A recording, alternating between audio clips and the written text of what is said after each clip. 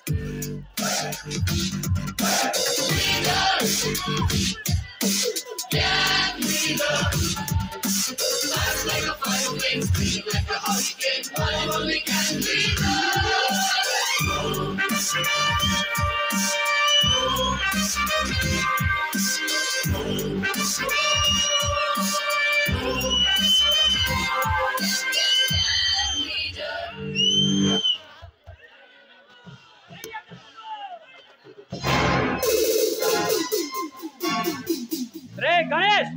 నిన్న నందిని చేపట్టుకుని అల్లరి చేసావంట నిజమే అయితే ఇప్పుడు ఏం చేయమంటావు మరొకసారి నందిని అల్లరి పెడితే నీకు మరుసటి రోజు కడుక్కోవడానికి తినడానికి చేతులు ఉండవు నీలాంటి కుత్తేగల చాలా మందిని చూశాను కానీ అందరు పౌరేమిటో నీకు ఇంకా తెలియదు నీలాంటి కుత్తేగాల కూతురకు బెదిరి ప్యాంట్లు తడుకునేవాడు ఎవడో లేడు మర్యాదగా వచ్చిందన్న వెళ్ళు ఈ యుగంధర్ చేతి దెబ్బ తిన్నవాడు మరలా మగాడిలా పుట్టాలంటే భయపడి చస్తాడు గడే యుగంధర్ ఇది నా కాలేజ్ నువ్వు నన్ను ఏమీ చేయలేవు నేను చిటికేస్తే మా వాళ్ళు నీ అంతు తెలుస్తారు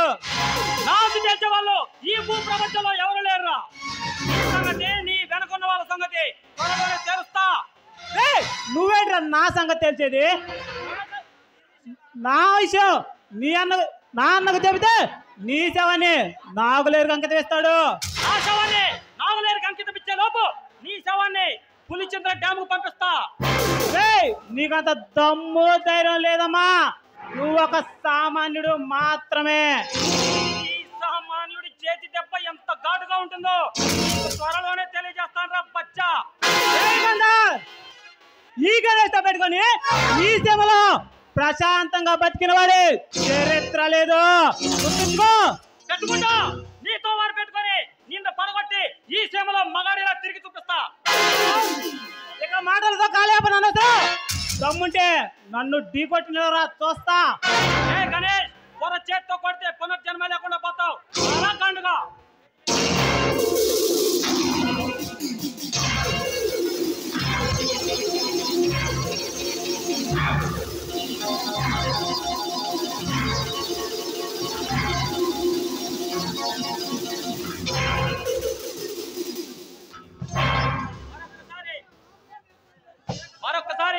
జోలికి వెళ్ళినా నీ ప్రాణాలు తీస్తా. వెళ్ళు. నా మీద పడ ప్రతి దెబ్బకి రెట్టింపు అనుభవిస్తావు.